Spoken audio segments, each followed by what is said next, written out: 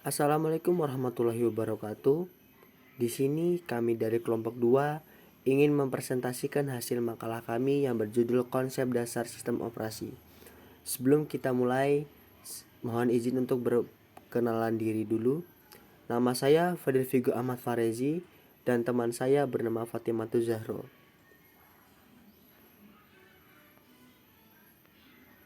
Bab pertama. A. Konsep dasar sistem operasi. Sistem operasi adalah perangkat lunak yang mengontrol pelaksanaan program-program komputer, yaitu dengan mengatur waktu proses, pengecekan kesalahan, mengontrol input dan output, melakukan perhitungan, kompilasi, penyimpanan, pengolahan data, serta berbagai bentuk layanan yang terkait. Sistem operasi juga melakukan resource manager atau pengelola sumber daya yang berperan untuk mengatur, mengorganisasikan, mengoperasikan secara keseluruhan bagian sistem yang kompleks, yang di dalamnya terdapat program yang diberikan kepada suatu komputer dan proses suatu bagian dari program yang berada pada status tertentu dalam rangkaian eksekusinya. B. Sistem batch. Batch system adalah di mana job-job yang mirip dikumpulkan dan dijalankan secara kelompok. Kemudian setelah kelompok yang dijalankan tadi selesai, maka secara otomatis kelompok lain dijalankan. Jadi dengan kata lain adalah teknologi proses komputer dari generasi kedua yang jika suatu tugas sedang dikerjakan pada satu rangkaian akan dieksekusi secara berurutan. Pada komputer generasi kedua, sistem komputernya masih belum dilengkapi oleh sebuah sistem operasi. Tetapi dalam beberapa fungsi sistem operasi seperti OS yang tengah berkembang pada zaman sekarang ini.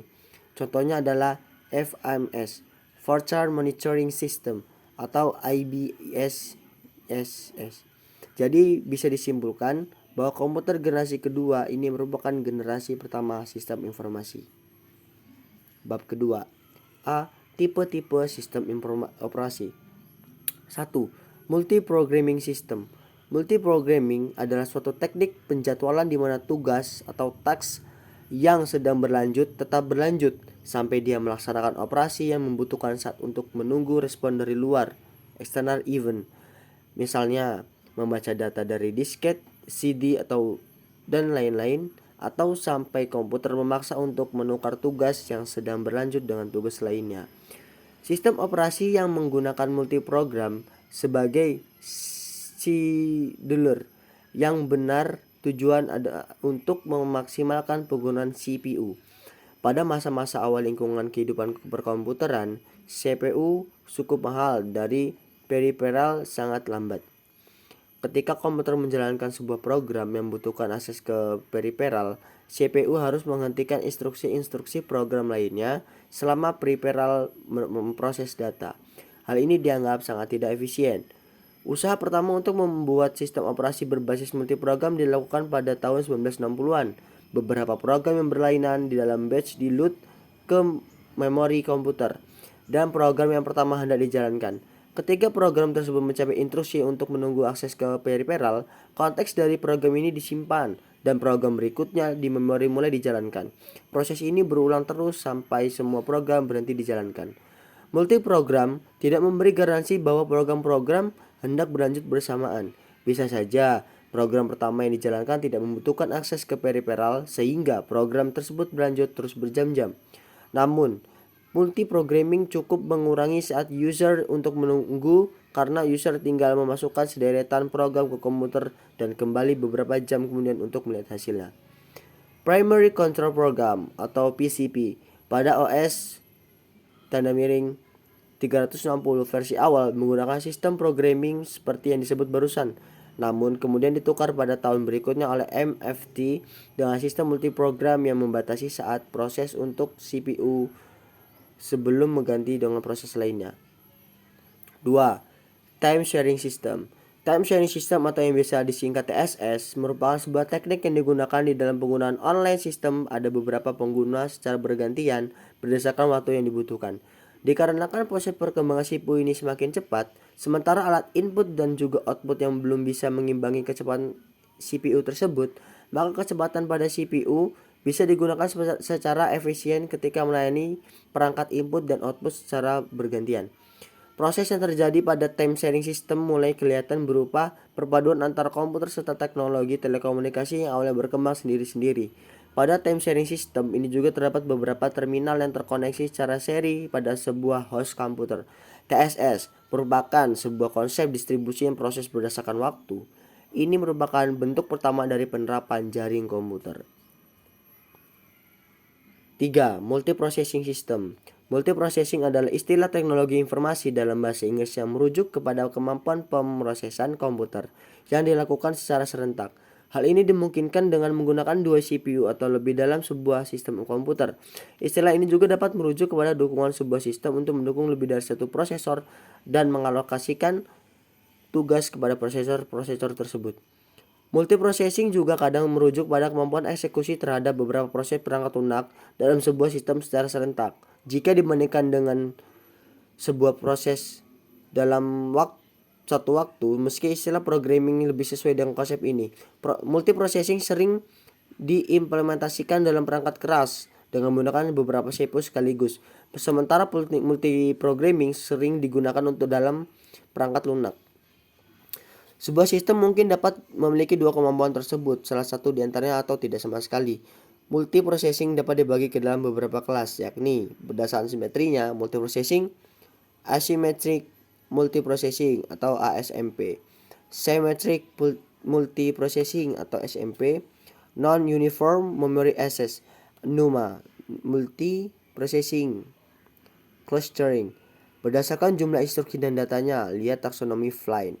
SISD, Single Instruction on Single Data Stream. Yang kedua, SIMD, Single Instruction on Multiple Data Stream. MISD, Multiple Instruction on Single Data Stream. Yang terakhir, MIMD, Multiple Instruction on Multiple Data Stream. Jika berdasarkan kedekatan antar prosesor, yakni ada dua, yaitu loosely coupled, tightly coupled. 4. Real-time system. Sistem real-time adalah sistem yang menggunakan deadline, yaitu pekerjaan harus sesuai jangka waktu tertentu. Sementara itu, sistem yang tidak real-time adalah sistem di mana tidak ada deadline, walaupun tentunya respon yang cepat atau performa yang tinggi tetap diharapkan. Real-time system dapat didefinisikan sebagai sebuah sistem yang tidak hanya berorientasi terhadap hasil output yang dikeluarkan, tetapi juga merupakan sistem yang dituntut untuk dapat bekerja dengan baik dalam kebutuhan waktu tertentu. A. Syarat real-time system. 1. Batasan waktu untuk memenuhi deadline. Artinya bahwa aplikasi harus menyelesaikan tugasnya dalam waktu yang telah dibatasi atau ditentukan. 2. Menemukan tingkat efisiensi waktu. 3. Waktu proses merupakan sesuatu yang vital dan dianggap penting. Nomor 4. Dapat diprediksi, artinya bahwa sistem harus bereaksi terhadap semua kemungkinan terjadi. Semua kejadian tersebut dapat diprediksi. B. Karakteristik real time ada 3, yaitu 1. Single purpose, kedua small size, and yang ketiga inexpensively mass products. B. Sistem operasi terpusat dan terdistribusi. Pendidikan merupakan suatu hal vital yang mana semua orang harus memperolehnya guna menyesuaikan diri dengan kemajuan zaman, yang menuntut semua orang untuk memiliki pengetahuan agar tidak tertinggal, terutama dalam bidang teknologi dan komunikasi yang semakin berkembang pesat. Keberadaan laboratorium komputer sebagai media dan sarana pembelajaran memegang peranan yang sangat penting terhadap proses keberhasilan pembelajaran di institusi dan lembaga pendidikan.